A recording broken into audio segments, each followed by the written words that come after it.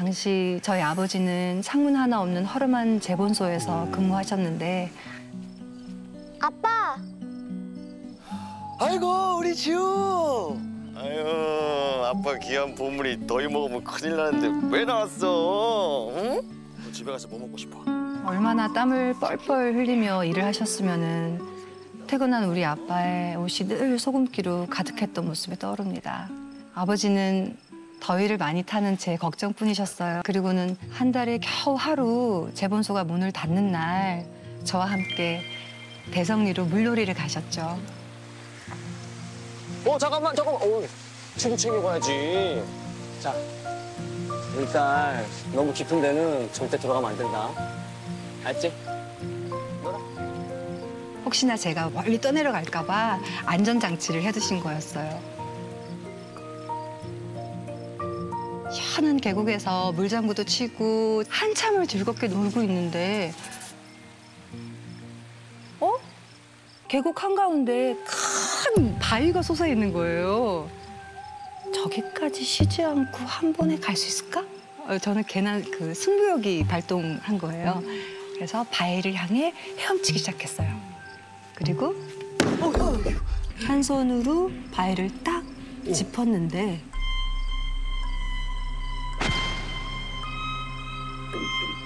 뭔가 물컹한 그래서 이렇게 고개를 들고 쳐다보니까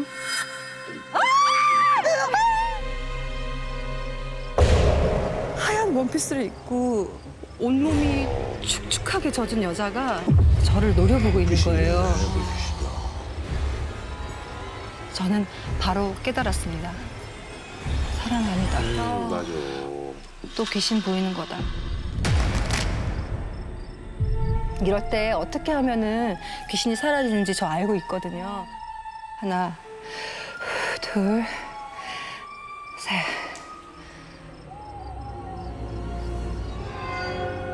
천천히 숨을 내쉬고 감았던 눈을 뜨자 역시 바위에 있던 여자가 보이지 않았습니다. 안심하면서 아버지가 있는 물가로 돌아가려고 하는데 갑자기 훅! 하고 몸이 밑으로 가라앉았어요. 뭐야? 얼음장같이 서늘한 뭔가가 제 발목을 감고 아래로 막 끌어당기는 거예요. 아무런 저항도 하지 못하고 점점 의식을 잃고 꺼져가고 있는 그 찰나에 아버지의 고함 소리와 함께 제 몸이 쑥 물 위로 올라왔습니다. 이제 그만할 때도 됐잖아! 우리 지우 안 된다고! 괜찮아? 괜찮지? 계곡을 향해 고래고래 소리를 지르시는데 마치 그 여자로부터 저를 필사적으로 숨기려는 것 같았어요. 괜찮지? 아빠, 아빠도 이 귀신이 보여? 그런데 아버지가 아무런 대답도 없이 지우야, 오늘 일 엄마한테 절대 말하면 안 된다. 알았지? 아빠 말 무슨 말인지 알지? 가자. 그 후 일주일이 지난 어느 날 밤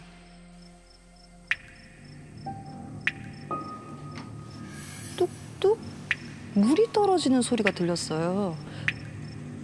처음엔 대수롭지 않게 생각을 했죠. 그런데 겁에 질린 듯한 신음소리가 점점 크게 들려오는 거예요. 부모님이 계신 방에서요. 불길한 생각에 황급히 거실로 나갔는데 잠깐만. 집안 바닥에 물이 그것도 한 방향으로 떨어져 있는 겁니다. 조심스럽게 물자국을 따라 걷자 안방 앞에 작은 웅덩이처럼 물이 흥건하게 고여 있는 거예요. 그리고 살짝 열린 문틈으로 방 안을 확인한 저는 너무 놀라서 입을 꽉 틀어 막고 말았습니다.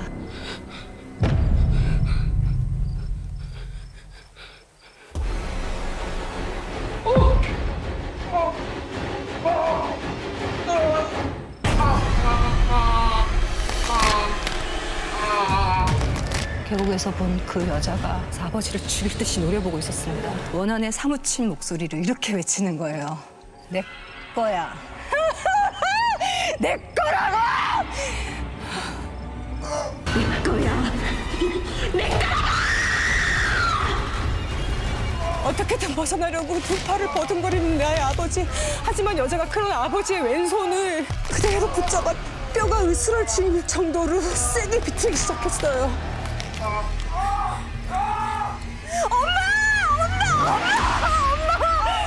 이게 무슨 소리야? 여보, 당신 왜 이래?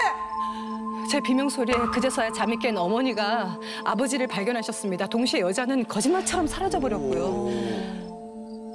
저희는 의식을 잃은 아버지를 곧바로 병원으로 모시고 갔지만 뇌출혈로 무려 6개월 동안이나 중환자실에서 치료를 받으셔야 했습니다. 반신마비로 왼쪽 팔다리를 못 쓰게 된 나의 아버지는 일도 그만두시고 집에서만 지내야 했습니다. 그게 문제였을까요? 한없이 다정했던 나의 아버지가 점점 변하기 시작했습니다. 당신 어디 갔다 왔어? 나 멀리 남자 만나고 왔지. 당신 그게 무슨 말이에요? 내가 당신 말고 누가 있다고. 하루아침에 가장이 된 어머니는 굳은 일도 마다 않고 돈을 벌어오셨는데 조금이라도 늦게 퇴근한 날이면 온 집안이 뒤집어지고 말았죠. 그 귀신만 아니었으면 우리 가족이 이렇게 되지 않았을 텐데. 나에게서 행복을 빼앗아간 그 여자를 저는 원망하고 또 원망했습니다. 그리고 제가 22살이 되던 해에 우리 모녀를 10년 동안 괴롭혀온 나의 아버지가 돌아가셨습니다. 아이고. 장례식을 마치고 집에 돌아오니 마음이 어찌나 찢어지게 괴로운지 딸밖에 모르던 나의 아빠와 그 옛 추억을 떠올리고 있는데 어디선가 뚝 물이 떨어지는 소리가 들려오는 겁니다. 그리고 저를 내려다보는 여자의 눈이 저와 마주치고 말았습니다. 10년 전에 우리 부녀에게 나타났던 그 여자가 또다시 저를 찾아온 거예요. 도대체 내가 뭘 잘못했길래 이러는 건데! 울분을 쏟아냈어요. 그러자 여자가 이를 아득바득 갈며 이렇게 말하는 겁니다.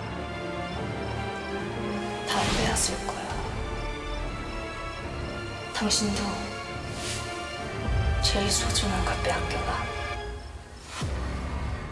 뚫어져라 어딘가를 노려보는데 그건 벽에 걸린 아버지의 영정사진이었습니다. 아버지와 뭔가 있구나 깨달은 그 순간 다 내 거였어. 다 빼앗을 거야!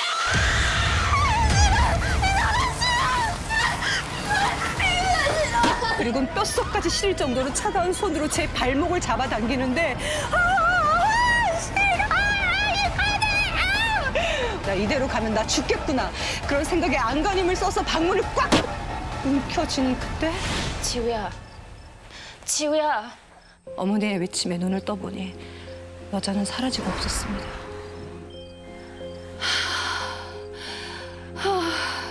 이거 다 꿈이었다고? 너 여기 발목이 왜 이래? 푸르고 검게 변해 있는 발목. 뭔가에 꽉 조인 듯한 멍자국이 양 발목에 선명하게 있었습니다. 그리고 그제야 보이는 방안 풍경, 누군가 일부러 물을 쏟은 것처럼 방문 앞이 흥건히 젖어 있었어요.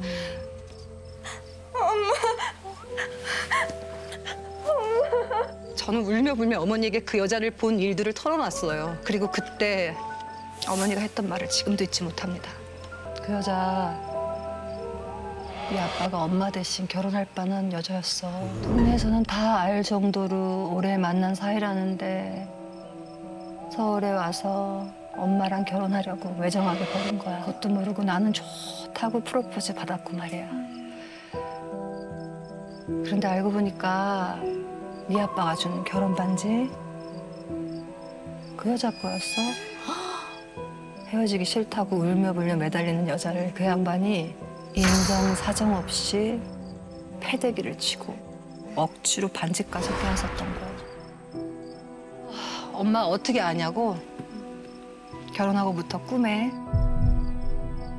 웬 여자가 물을 뚝뚝 흘리면서 자꾸만 나타나는데 내가 무서워서 살 수가 있어야지. 참다가 네 아버지한테 얘기를 했더니 그제서야 그 끔찍한 비밀을 털어놓는 거야. 그 여자 네 아빠한테 버림받고 얼마 못 가서 저 먼 바다에 스스로 몸을 던졌더라. 어머니는 상상도 못한 진실에 큰 충격을 받았지만 자식까지 낳은 마당에 뭘 어떻게 할 수 있었겠어요. 그저 그 소름 끼치는 금반지를 당장 손에서 빼내서 장롱 깊숙한 곳에 묻어뒀대요.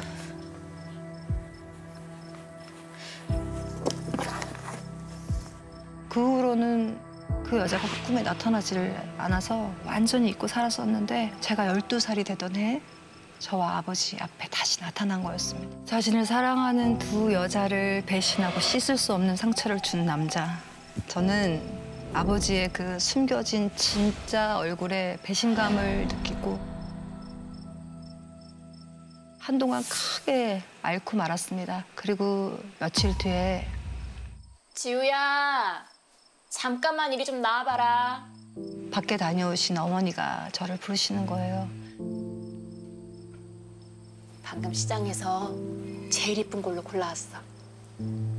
엄마랑 이제 그 사람들 보내주러 가자. 어머니는 저를 데리고 집 옥상으로 올라가셨고 그리고 두 손을 모아 간절한 목소리로 이렇게 비셨죠. 나도 남편을 먼저 떠나보냈으니 당신도 이제 그만 용서해줘요. 이 꽃인 신고 저 세상까지 마음 편히 떠나시구려. 거기서 그 남자 만나거든 못 이룬 사랑 이루시고. 신문지로 싼 뭔가를 여자 그 신발 안에 넣은 다음에 경건하게 불을 붙였습니다. 기도가 끝난 뒤에 타고 남은 재를 쓸어 담을 때 딸그랑 그 소리를 내며 뭔가 떨어지는데 그건 아버지가 자신을 사랑하는 여자에게서 빼앗았던 그 금반지였습니다. 어느덧 제 나이 45살, 한 남자의 아내이자 한 아이의 엄마가 되고 나니까 이제야 조금 알겠더라고요. 그날 어머니가 어떤 마음으로 그 꽃신을 태우셨는지, 그토록 긴 세월 동안 자신을 버린 남자를 잊지 못했던 그 여자. 저 세상 어딘가에서 아버지를 만났을까요? 그리고 사무쳤던 그 한도 풀었을까요? 때는 2008년 5월 고등학교 1학년 첫 중간고사를 앞두고 있을 때였습니다. 잠도 깰 겸 옆에서 졸고 있던 친구 설구를 데리고 나왔습니다. 이럴 때마다 가는 곳이 있는데요. 봉황대라는 당산이에요. 가깝고 앉아 쉴만한 큰 바위들도 많아서 친구들과 자주 놀러 갔었죠. 설구는 원래부터 에너지가 남다른 아이지만 도서관을 나오니 평소보다 더 힘 넘쳐 보였어요.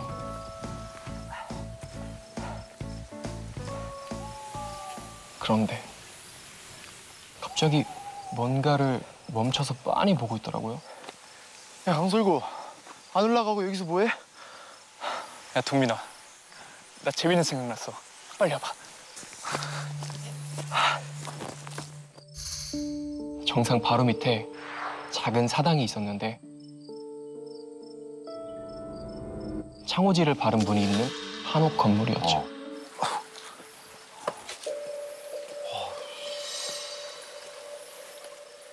설구는 사당 문에 다가서더니 야, 뭐해? 검지손가락을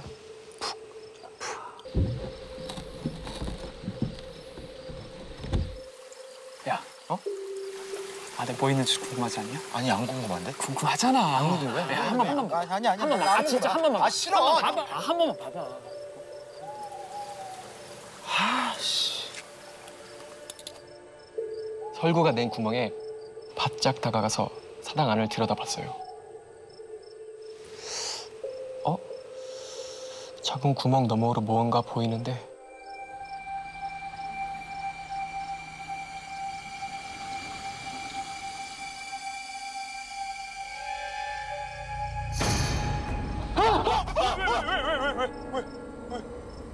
나 방금 어떤 여자랑 너무 마주쳤어 지금. 야, 무슨 말도 안 되는 소리야. 문 잠겨있는데 사람이 어떻게 있냐? 아 진짜 이거 봐봐. 나봐.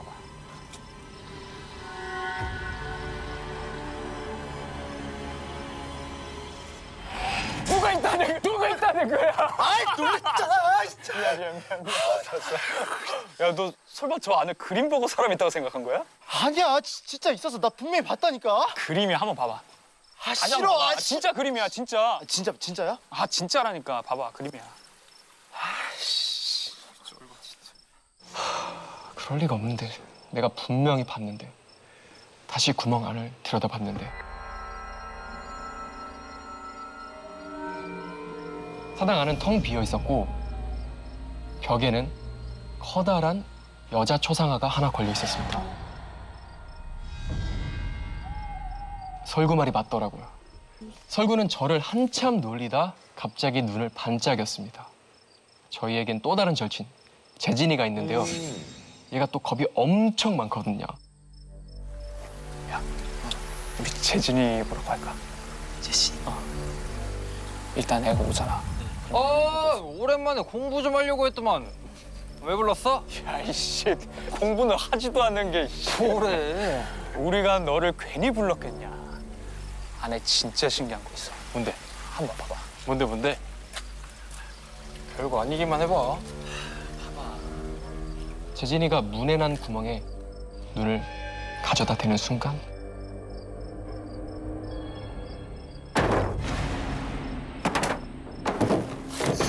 설구가 사당 문을 찼어요. 사실 원래 계획은 재진이가 놀랄 만큼만 차기로 했었거든요.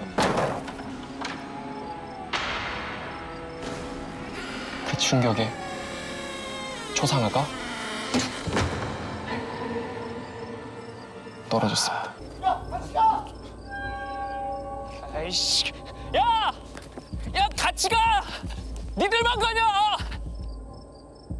깜짝 놀라 도망치는 재진이를 따라 설구와 저도 산 아래로 뛰었습니다. 야, 같이 가. 야, 너 나한테 한 번만 더 장난치면 진짜 죽여버릴 거야. 하지 좀 마, 진짜. 아야 미안해. 야. 왜? 강설구 설마 우리보다 빨리 도망친 거 아니야? 야, 걔가 우리들 중 제일 쫄보야. 아니, 걔가 놀래키고 걔가 무서워한다니까? 아 그렇긴 하지. 일단 설구가 오면 어떻게 할지 이야기해 보기로 했는데 5분이 지나도 10분이 지나도 설구가 내려오질 않는 거예요.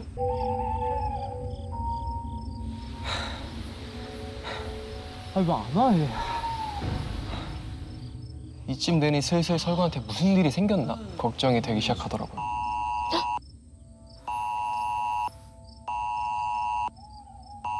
보낸 사람은 설구였어요. 설구야! 사당에 내려오는 산길에 급하게 뛰어 내려오다 넘어진 게 아닐까 생각을 했죠. 강설구! 아 어딨냐?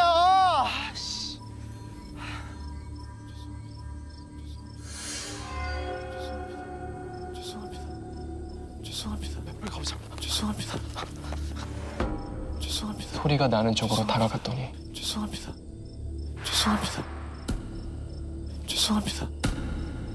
바닥에 죄송합니다. 자기 머리를 박고 있는 거예요.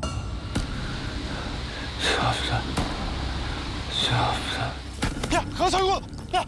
너 미쳤어? 야 왜 그래? 야! 머리를 얼마나 찌은 건지 얼굴은 이미 피범벅이었고 입고 있던 하얀 셔츠는 새빨갛게 젖어 있었죠. 얘 여보. 혹시 이러다 설구가 죽는 건 아닐까 무섭더라고요. 너 왜 그래? 아.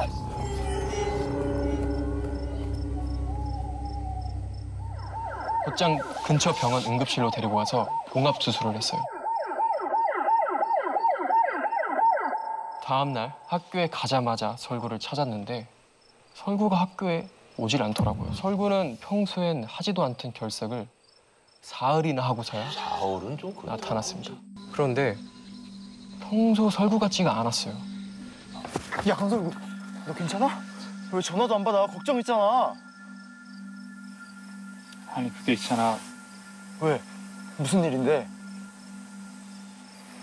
그날 밤에 내가 사당문 부셔서 그런가 봐. 사당문?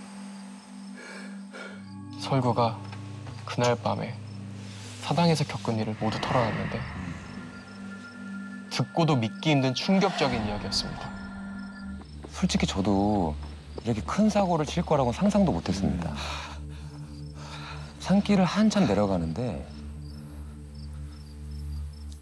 뭔가가 떠올랐어요. 아씨 떨어뜨렸나 보네. 제가 오늘 급하게 증명사진을 찍었거든요. 이게 깜짝같이 다 사라진 거예요. 근처 어딘가에 떨어졌겠지 싶어서 혼자 산길을 되돌아갔습니다. 길을 샅샅이 뒤지며 올라가는데 봉투는 보이질 않았어요. 결국은 다시 사당 앞마당까지 왔습니다. 사당은 방금 제가 사고를 친 그대로 한쪽 문이 쓰러져 있었습니다. 조심스럽게 사당 안을 이렇게 들여다보는데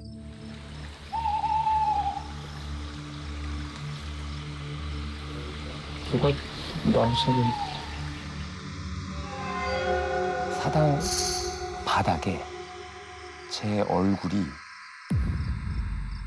한 장 한 장. 근데 이게 사진은 모두 같은 방향으로 나란히 펼쳐져 있는데 이거는 누군가가 제 얼굴을 일부러 깔아둔 게 틀림없는 거예요. 이게 그래도 제 얼굴이잖아요. 이렇게 내버려두기엔 또 찝찝하더라고요.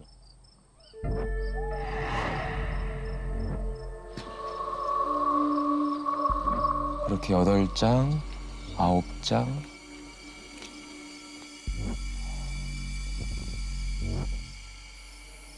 하나 어디지? 마지막 사진이 있어야 할 자리에 아무것도 없는 거예요.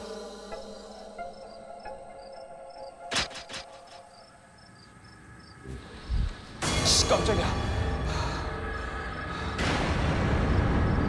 꼬마 아이가 제 사진 한 장을 들고 사당 구석에 쪼그려 앉아 있는 거예요.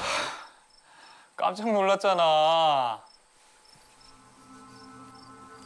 여기 혼자 왔어? 부모님은? 여기 혼자 있으면 이놈 해. 응? 같이 나가자. 응? 애만 사당에 두고 갈 수가 없잖아요. 그래서 아이를 겨우겨우 이렇게 들쳐업고 사당을 나섰습니다. 그러니까 얼른 산을 벗어나야겠다 싶어서 그냥 앞만 보고 걸었습니다. 그런데 분명히 한참을 내려갔는데 사당 앞마당으로 와 있는 거예요. 뭐야? 왜 또 사당이야? 그런데 갑자기 꼬마가 어딘가 이렇게 가리키는 거예요.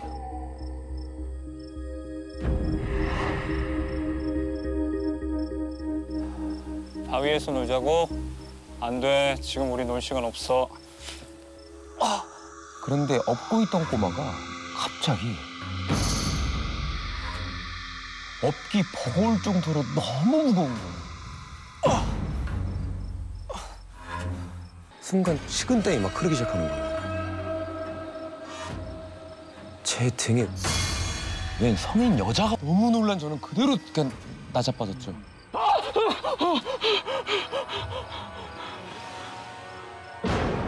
초록색 저고리에 빨간 치마.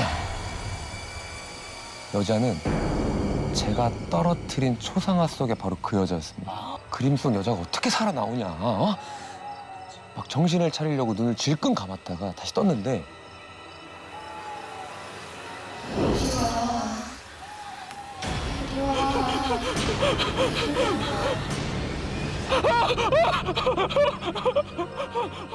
조금씩 저를 향해서 오던 여자는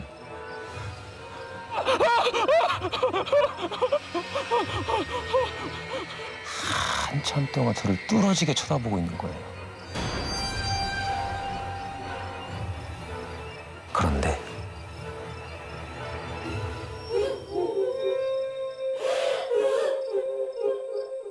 여자가 저를 보면서 울기 시작하는데 얼마나 서럽게 우는지.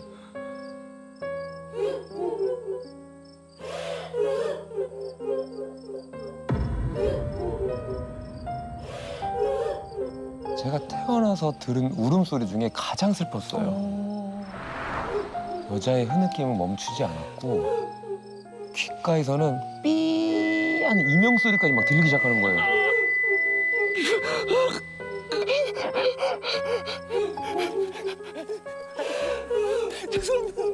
죄송합니다.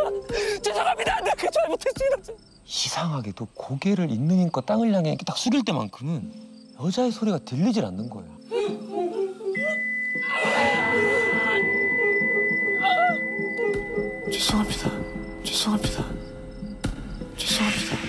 죄송합니다. 야, 강성우! 야, 강성우! 너 미쳤어? 야, 왜 그래? 야,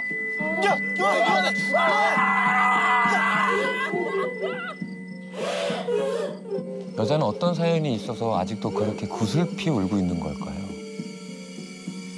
어떤 말 못한 이야기가 남아 저를 사당으로 불렀던 걸까요?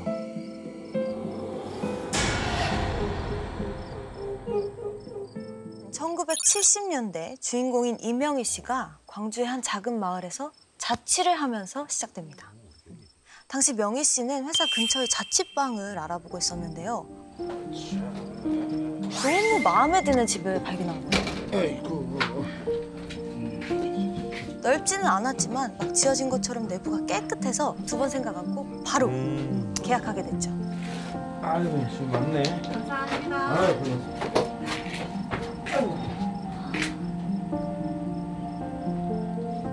이사 당일 짐 정리를 끝낸 명희 씨는 방 한가운데 이불을 깔고 잠이 들었는데요.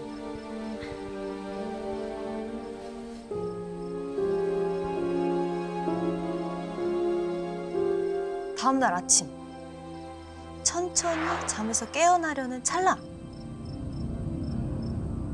한쪽 뺨에 얼음장처럼 차가운 감촉이 훅 하고 느껴지는 거예요.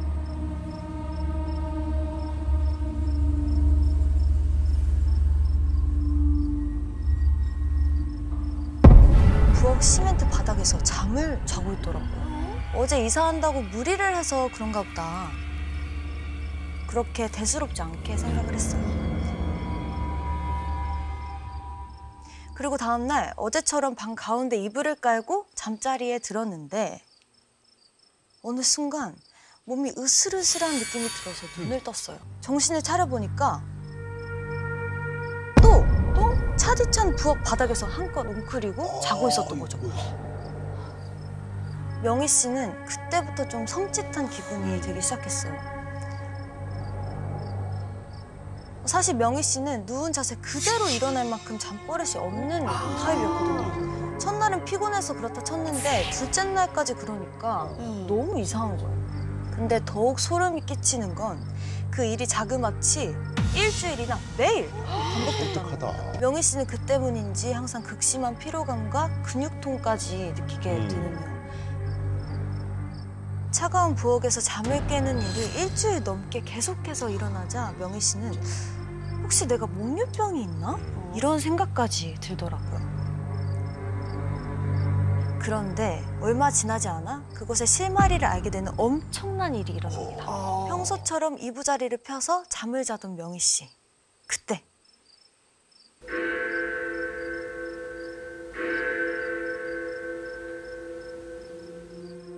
귓가에 새벽 2시를 알리는 괴종시계 소리가 어렴풋이 들리더라고요. 그 순간 자고 있던 명희 씨 일자로 일으켜지더니 눈을 떠보니 그 자리에 두 발로 우뚝 서 있는 거예요. 그때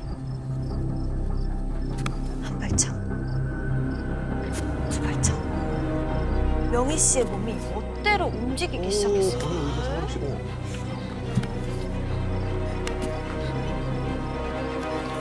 그렇게 멋대로 움직이던 몸은 문지방을 넘어 부엌으로 향했습니다.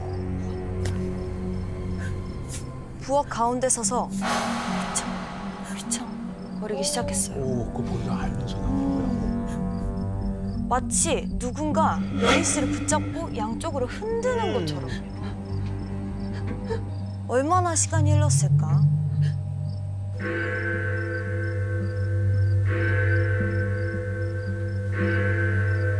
그 순간 굳었던 몸이 팍 하고 풀리면서 앞으로 풀썩 고꾸라졌고 명희 씨는 그 자리에서 정신을 잃고 말았어요. 근데 이 상황이 너무 말도 안 되잖아요. 내가 꿈을 꾼 건 아닐까 싶은 거예요. 다음 날 확인을 해봐야겠다 생각이 들었던 명희 씨는 잠들지 않은 채 새벽이 넘어가기를 기다렸어요. 하지만 새벽 2시가 되자마자 몸이 벌떡 일으켜지더니 잠도 안 잤는데. 전처럼 멋대로 움직이기 시작했고요. 다음날 부엌에서 눈을 뜨는 말도 안 되는 이 상황이 반복이 됐어요. 매일 밤 겪는 그 끔찍한 상황에 정상적인 생활이 힘들었던 명희 씨는 친한 직장 동료한테 이 이야기를 꺼내게 되는데요. 너네 집에 귀신 있는 거 아니야? 어디서 들었는데 머리맡에 칼을 두고 자면 귀신이 도망간다더라.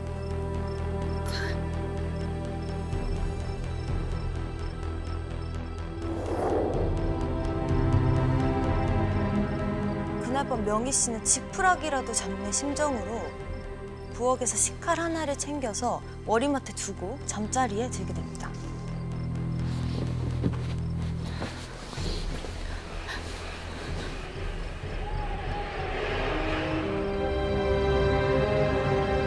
그리고 어김없이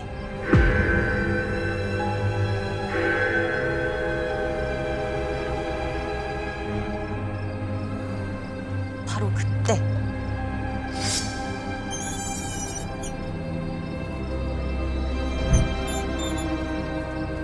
직감적으로 알 수가 있었어요. 칼.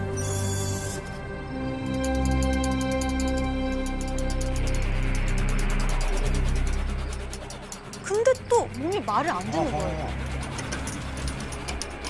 그렇게 한동안 바닥에 막 우는 소리가 울려 퍼지더니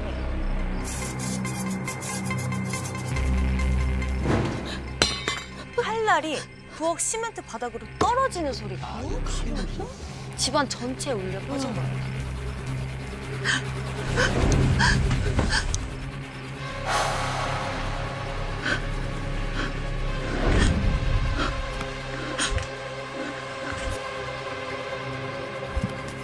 그렇게 차가운 시멘트 바닥에 발끝이 닿자마자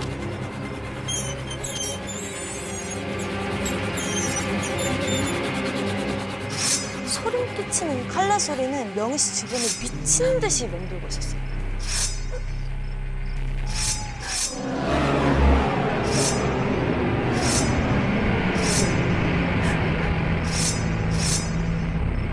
어느 순간 칼이 푹 하고 자기를 찌를까 봐. 그리고 아침에 다시 눈을 뜬 명희 씨.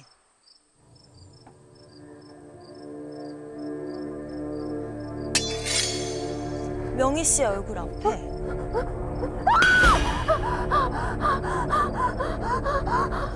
조금만 잘못 쓰러졌어도 어떻게 됐을지 생각만 해도 끔찍했어요. 그런데 그때 무언가를 긁는 듯한 소리가 들리더라고요. 방 한가운데 여자가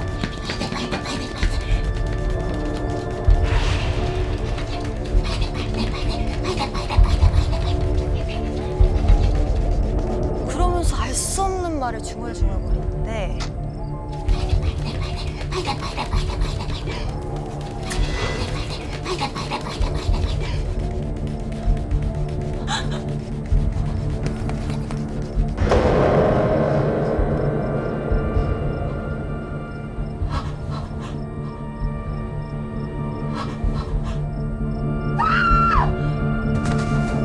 다시 정신을 잃었고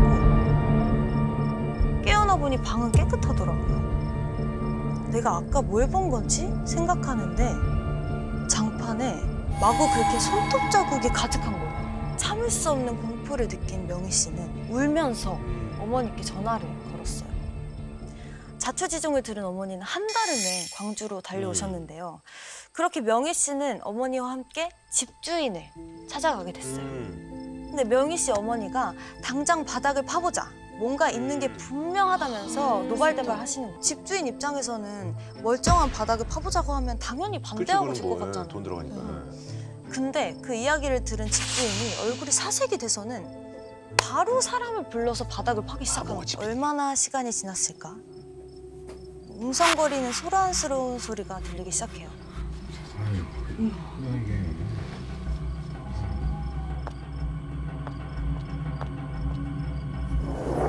그 아래에서 여자 시체 한 구가 발견돼요.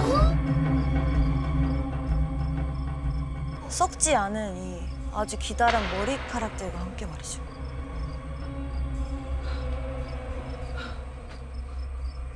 알고 보니 명희 씨의 자취방이 있던 그 자리는 원래 공동묘지가 있던 곳이었다고요. 이 무덤을 전부 옮기고 집을 지어서 살고 있었던 건데 미처 옮기지 못한 시신 한 구가 명희 씨 자취방 아래에 남아 있었던 거죠. 이 시커먼 관을 마주한 명희 씨는 그 자리에 바들바들 떨면서 털썩 주저앉고 말았어요.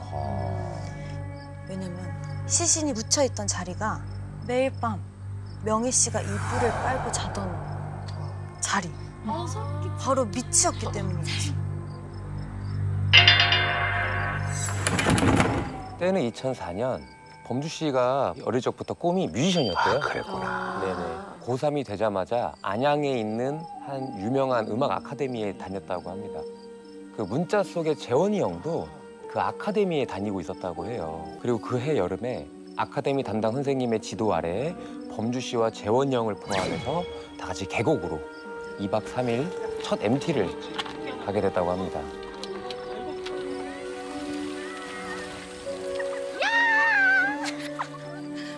야, 우리 해지기 전에 사진 먼저 찍을까? 좋다. 범주야, 네가 사진 좀 찍어주라. 사진. 자, 모이세요. 그러니까 물놀이로 온통 다 적기 전에 사진부터 남기자라고 이제 생각을 한 거죠. 자, 웃어. 누나 좀만 오른쪽으로. 카메라 뷰파인더로 이렇게 들여다보면서 구도를 잡고 있었는데 오케이. 자, 찍을게요. 하나, 둘, 셋. 왜 이렇게 사람이 많아 보이지? 이상하다 싶어서 고개를 들어서 이런 쪽으로 다시 보니까 빨리 찍어. 버튼 누르면 찍히는 거야. 내가 잘못 봤나? 그래서 다시 카메라로 들여다봤대요. 일행들 사이로 전혀 본 적 없는 사람들이 사이사이 껴있는 거예요.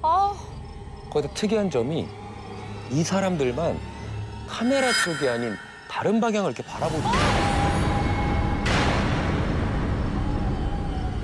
범주 씨는 자기도 모르게 그쪽을 이제 바라봤습니다. 그랬더니 재원이 형이었습니다. 형! 이러다 형 죽겠다 싶어서 범주 씨가 서둘러서 형을 일으키려고 했는데 아무리 형을 끌어내려고 해도 꼼짝을 하지 않는 거예요. 숨이라도 쉬게 해야겠다 생각하고 물에 잠긴 형의 얼굴과 어깨를 이렇게 밀어 올렸대요. 그랬더니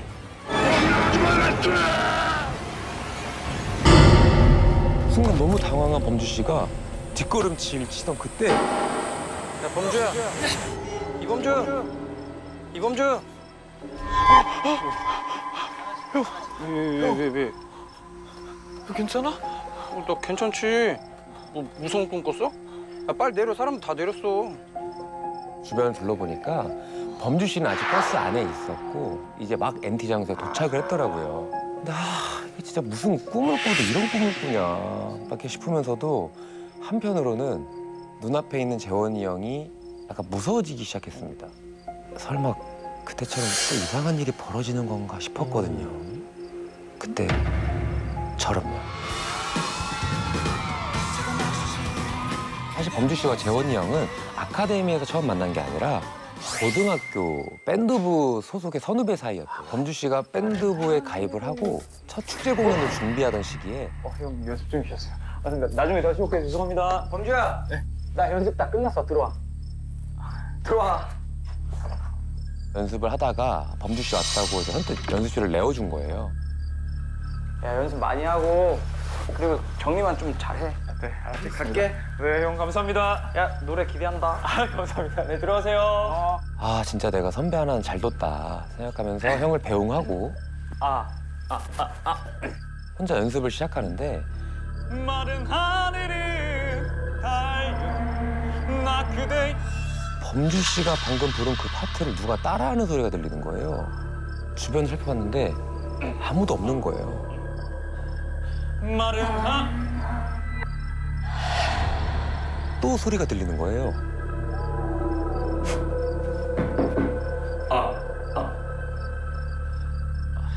안 되겠다. 일단 나가자 싶어서 집에 나가자. 앰프 끄고 연습실을 나가려는데 순간 뭐야? 정신인가?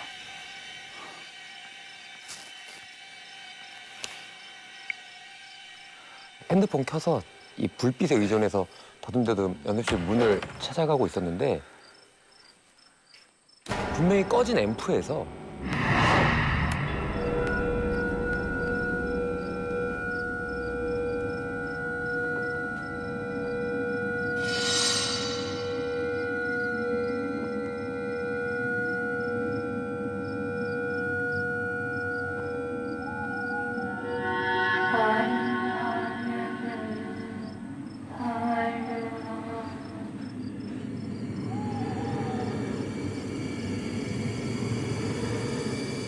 소름 끼치는 그 소리들의 범주 씨가 핸드폰 불빛을 이제 앰프 쪽으로 돌려서 비쳤는데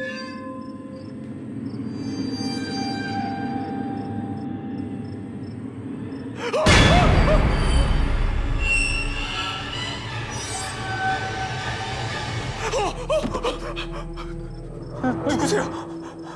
대답을 하지 않고 범주 씨를 쳐다보는데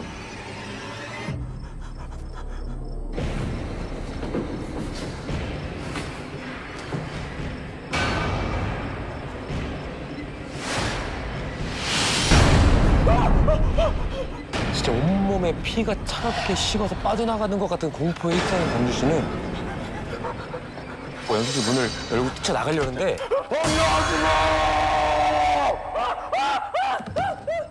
간 떨어질 뻔했잖아. 뭔데? 왜 갑자기 소리를 지르고 그래? 정신을 차리고 보니까 그 기괴한 얼굴을 온데간데 없이 이어폰을 빼든 채 황당한 표정으로 서 있는 원래의 모습의 재원이 형이 보인 거예요. 그래. 나야. 뭔데? 범주야, 이범주. 야, 일어나봐. 근데 이제 문제는 이런 일이 이렇게 한 번만 있었으면 뭐 내가 헛걸 봤구나 이렇게 싶을 텐데 이 일 이후로도 재원이 형하고 마주쳤다 하면 기본적으로 가위에 눌리고요. 심할 때는 이게 사람인지 귀신인지 모를 이상한 것들을 자꾸 보고 느끼게 되는 거예요. 유독 형을 만날 때마다 이상한 일을 겪으니까 어쩌다가 재원이 형과 마주쳤다 싶으면 재원이 형을 좀 피해 다녔다고 합니다. 이제 그러다가 형이 졸업하고 다시는 만날 일이 없을 줄 알았는데 아카데미에서 다시 만나다 보니까 근데 거기다 MT까지 같이 오게 되었으니 솔직히 좀 겁이 났다고 하더라고요. 내가 예민해져서 그런 꿈을 꿨나 보구나 하고 생각이 들었는데 낮에 노는 동안은 또 별일이 없는 거예요. 그러니까 또 이상한 일이 뭐 있겠어. 그래, 신경 쓰지 말자 하고 잘 놀다 보니까 이제 어느새 밤이 되었습니다. 다 같이 이렇게 둘러앉아서 게임도 하고 술도 마시고 하다가 내가 무서운 얘기 해줄까? 내 친구가 실제로 겪은 일인데 너는 살목지라고 알아? 살목지요? 그런데 한창 분위기가 무르익을 때쯤에 범주 씨 눈앞에 이상한 게 보이는 거예요. 근데 왜 저기 저런 그림자가 있지? 거기는 건물도 나무도 없어서 창밖으로는 그림자가 질 게 없었거든요.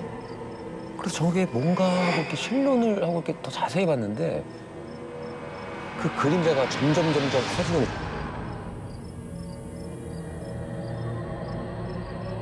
이 방 안을 까맣게 덮더래. 잠깐만, 저게 지금 내 눈에만 보이나? 싶어갖고 주변 사람들을 빠르게 훑어봤는데 범주 씨 바로 옆에 있던 동기가 얼굴이 사색이 되어서 저게 뭐야?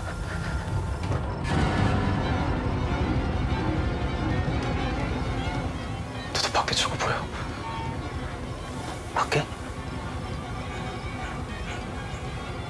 아니야, 내가 말한 건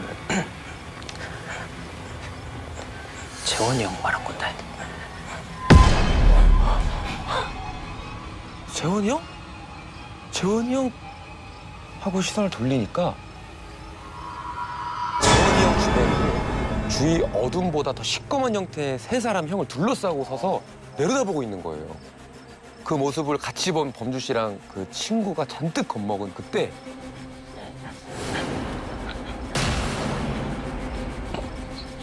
재원아! 재원아! 갑자기 형이 엄청 괴로운 표정으로 쓰러졌는데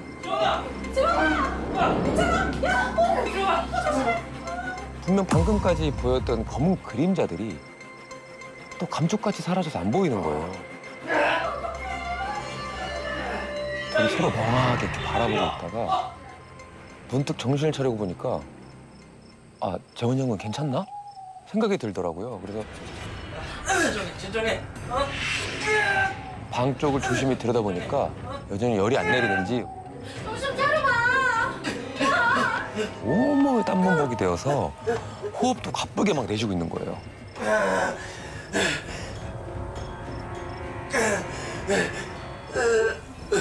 무서운 건 무서운 거고 일단 걱정이 되잖아요. 선생님 곁에 누워있는 형에게로 조심스럽게 다가갔는데 갑자기 형을 간호하던 선생님이 고개를 돌려서 말하지 말했지. 네가 뭔데? 네가 뭔데?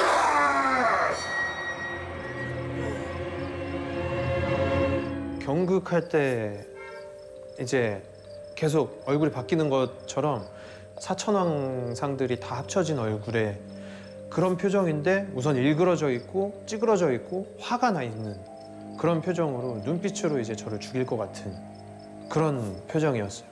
그때 그 선생님 뭐라고 하신 거예요? 이런 식으로. 근데 중요한 건 그 시간이 지나고 나서 선생님은 난 돌아보지도 않았고 난 계속 얘 돌보고 있었어. 무슨 소리 하는 거야? 라고 하니까 진짜 돌아버릴 것 같았죠. 그리고 나서 이제 이게 무슨 납인지 뭔지도 모르겠어요. 그냥 팔랑팔랑거리면서 창밖으로 나갔는데 그 이후로 그냥 아무 일도 없었던 것처럼 모든 공기가 편안해지고 아프던 사람도 갑자기 열도 내리고. 형의 얼굴이 편안해지자 사람들은 아우 다들 다행이다 하고 이제 안도를 했습니다. 하지만 범주 씨와 친구는 넋이 나간 채 서로 아무 말도 못했다고 합니다. 그런데 그 MT 이후에 범주 씨는 다시 눈만 감으면 가위에 눌리고 밤낮으로 이게 사람인지 혼령인지 모를 것들이 또다시 보이기 시작해서 정말 괴로운 나날들을 보내야 했습니다. 근데 보통 이럴 땐 저희가 또 이제 무속인을 찾기도 하잖아요. 그렇죠. 범주 씨도 처음에는 지인 소개를 받아서 무속인을 찾아갔다고 합니다. 감히 어딜 들어와? 근데 어떤 사람은 보지도 않고 그냥 돌아가라고 하고 어떤 사람은 범주 씨 앞에서 무릎을 꿇고 가달라고 막 사정을 했대요. 해결할 방법을 찾기는커녕 오히려 무속인들로부터 거부를 당한 거예요. 결국 범주 씨는 걱정 끼쳐드릴까 봐 찾아뵙지 못했던 친할머니를 찾아갑니다. 아이고 이걸 어쩐다냐. 안 된다. 너는 안 된다. 마치 뭘 알고 있는 것처럼 우시는 거예요. 그러시더니 범주 씨를 데리고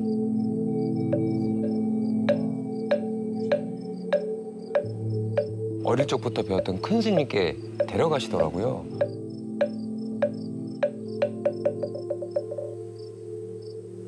앉거라. 스님은 범주 씨 머리에 손을 올려둔 채 한참을 불경을 외우셨다고 합니다. 그렇게 얼마의 시간이 흘렀을까? 그게 네 것이 아닌데 왜 붙어서는? 이제 가야 할 길로 갔으니 걱정할 일 없을 게다. 범주 씨에게 불경책 한 권과 오색실 그리고 108염주를 건네주시면서 10년 동안 잘 간직하다 태워라.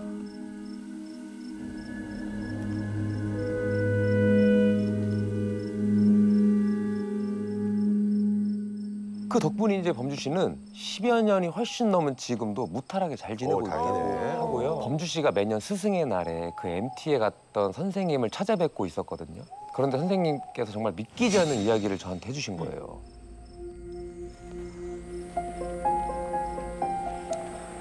범주야, 너 재원이 얘기 들었니? 네? 재원이가 무당이 됐대. 형! 형!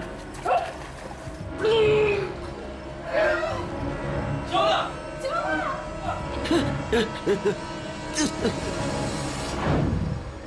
그때 큰 스님을 만나지 못했더라면 그리고 10년간 불경책과 오색실을 갖고 있다 태우지 않았다면 재원이 형이 아닌 범주 씨가 무속인이 되었을 수도 있지 않을까요? 민우 씨는 충남 공주에 위치한 한 대학교에 입학을 합니다. 동기 중에 3살 많은 영남이 형이라고 있었거든요. 그 형이랑 맨날 놀다 보니까 기숙사의 이 규칙이란 규칙은 다 어기고 결국 퇴실 조치까지 당하고 말았죠. 아 진짜 형, 어? 형 때문에 쫓겨났잖아요. 맨날 술 먹자고 불러내더니. 야, 넌 안 먹었어? 어? 나보다 더 신나게 노는 사람이 누군데? 야, 너 길바닥에 나 앉을 뻔한 거? 그거 내 덕에 좋은 방 얻었잖아! 부럽지 않으라. 짜라란. 오 대박. 장난 아니지? 아씨. 근데? 그렇습니다. 친화력이 남다른 우리 영남이 형. 근처 슈퍼 아주머니랑 엄청 친했던 거예요. 도움을 청해봤더니 슈퍼 아주머니가 내어놓은 빈방이 있다는 거죠. 꼭 오래된 여관 같은 건물에 어느 정도 구색은 다 갖췄더라고요. 이야, 여기 봐라, 어? 나 구했는지 옵션 짱이네. 어? 그리고 고급스러워 보이는 앤틱 거울이 하나 세워져 있었어요. 민우 공주님, 이것 좀 보시지요. 공주님에게 딱 맞는 공주 거울이 여기 있습니다, 공주님. 아니면 진짜 내가 형이야. 밥이나 먹으러 가자. 뭐야? 어휴, 방이랑 참 안 어울린다. 진짜 안 어울리네.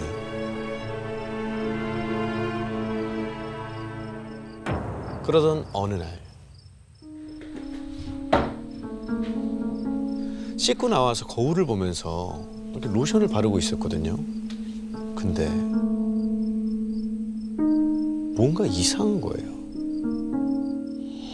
거울에 비친 내 모습이 평소랑 뭔가 다른 거예요. 눈빛이 내가 아닌 다른 사람 같다고 해야 되나?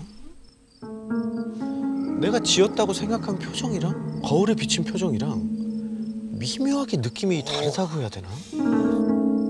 민우 씨는 요즘 피곤해서 그런가 하고는 서둘러 잠자리에 듭니다. 그리고 그날 밤 한참을 자고 있는데 어떤 소리가 들려왔어요.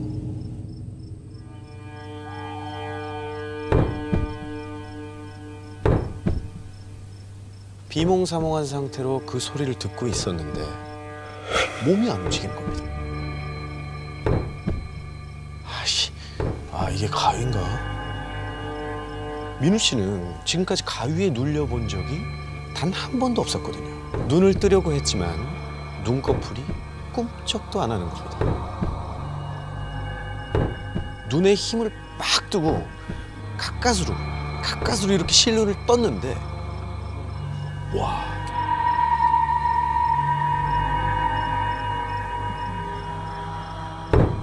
다른 곳에서 나는 소리가 아니라 바로 민우 씨 팔이 떨어지면서 나는 소리였던 거지. 팔이 왔다 갔다 하는 속도가 점점 빨라지는 걸 이렇게 목격하는 순간 너무 놀란 민우 씨는 집을 뛰쳐나와 영남이 형네에서 잘 수밖에 없었죠. 그런데 어머니와 통화를 하다가 이 얘기를 했더니 바로 다음 날 찾아오신 거예요. 안동에서 정말 유명하다는 친한 법사님과 함께 왔습니다. 법사님은 향 같은 걸 피워서 방 안을 휘휘 도시더니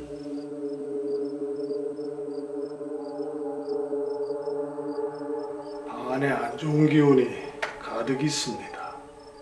방 안에 특히 저 거울. 저 거울은 버리시는 게 좋을 것 같습니다.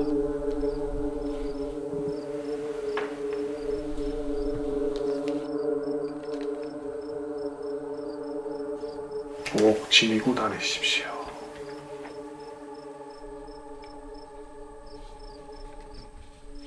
사실 이런 미신 같은 거 민우 씨는 믿지 않았거든요. 그치, 그 나이 때도 그래. 결국 민우 씨는 거울을 버리지 않은 채 버려야 되는데. 부적은 책상 서랍에 넣어두고 말았죠. 그렇게 다시 자취방에서 지내게 됩니다.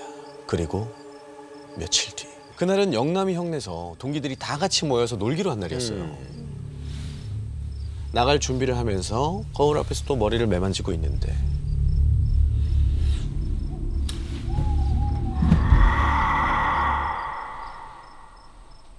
그때 그 느낌이었어요.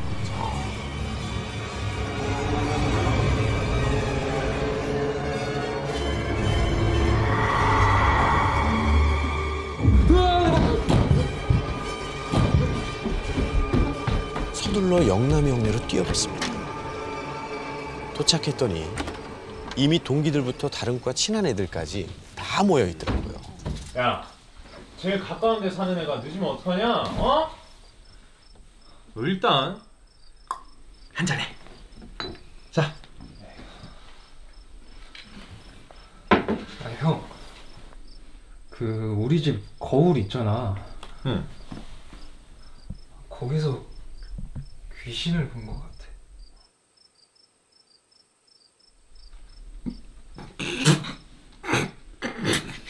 그래. 술 마시다 왔어? 어? 짠짠. 아, 마셔. 아이, 취해야 돼. 소주 한 잔을 받아들고 원샷을 합니다.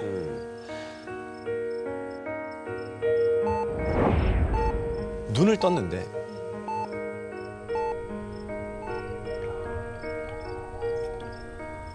뭐지? 여기 어디야? 코를 찌르는 알코올 냄새. 주위를 둘러보니까 민우 씨가 환자복을 입고 누워 있는 거예요. 저기 죄송한데 네. 제가 여기 왜 와 있는 거예요? 오늘 새벽에 앰뷸런스 타고 오셨어요. 어디 다치거나 몸에 이상이 있으신 건 아닌데 혹시 어디 불편한 곳 있으세요? 아니요. 알겠습니다. 뭐지? 내가 어제 많이 취했나? 그렇다고 하기엔 민우 씨의 주량은 소주 2~3병을 먹어도 하나도 안 취할 정도인데 잘 먹네. 딱 소주 한 잔에 취해서 필름까지 끊겠다는 게 이게 말이 안 되는 거예요. 순간 생각나는 건 영남이 형밖에 없었습니다. 우선 영남이 형한테 전화를 걸었죠. 형, 저 어제 무슨 일 있었어요? 야, 너희 새끼. 너 뭐야? 어제 바로 집에 가더니. 그게 무슨 말이에요? 응? 아니, 너 소주 한 잔 마시더니 갑자기 바로 집에 갔잖아. 저 지금 응급실 있는데. 영남이 형이 들려준 어젯밤의 상황은 이랬습니다. 짠.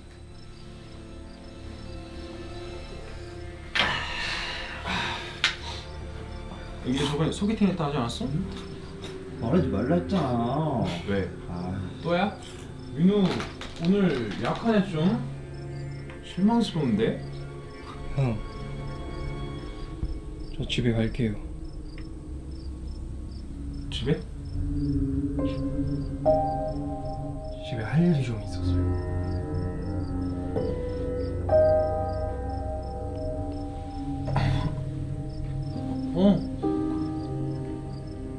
영남이 형은 뭔가 알 수 없는 기운에 압도돼서 민우 씨를 붙잡진 못하고 집까지 데려다 줬다는 거예요. 집에 도착해서 민우 씨가 바로 누워서 잠이 드는 걸 보고 돌아갔다는 거죠. 그렇다는 건 민우 씨가 집에 잘 도착을 했다는 건데 도대체 어쩌다가 앰뷸런스를 타고 응급실에서 깨어나게 된 걸까요? 집에 도착한 민우 씨.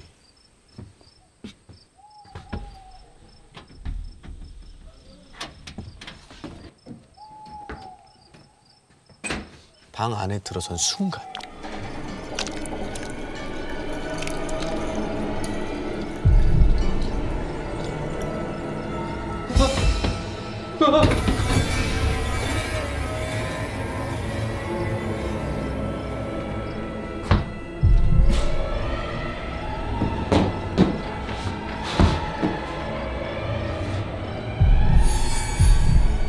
손가락으로 묻힌 듯한 핏자국이 벽을 타고 쫙 그어져 있었고 손이 닿지 않는 높은 곳까지 손바닥 모양의 핏자국이 잔뜩 찍혀 있는 거예요.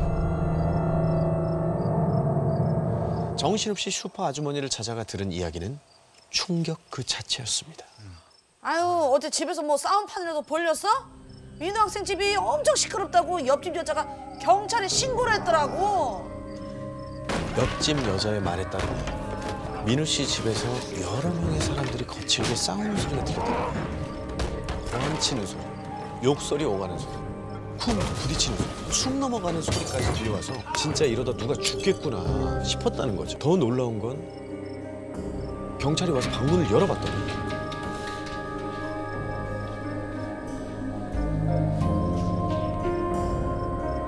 피로 범벅이 된 방 안에 민우 씨 홀로 알몸인 채 쓰러져 있었다는 거예요.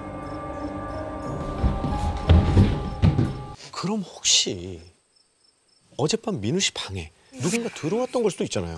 아주머니에게 부탁을 해서 CCTV를 확인합니다. 민우 씨가 집을 나서는 장면, 민우 씨를 집에 데려다주고 떠나는 영남이 형, 새벽에 구급차에 실려가는 민우 씨의 모습. 다른 침입자는 아무도 없었습니다. 그 후 법사님이 다시 찾아왔을 때 부적은 어디에 두었는가?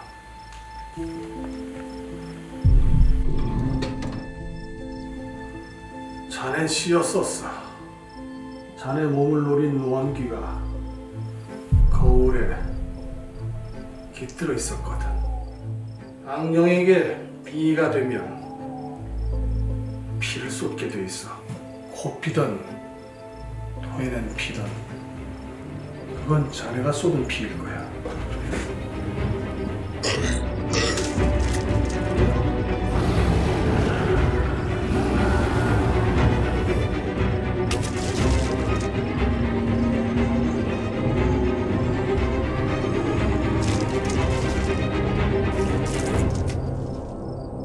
그날 밤 민우 씨 방에서 들려온 소리. 과연 누가 누구와 다투던 소리였을까요?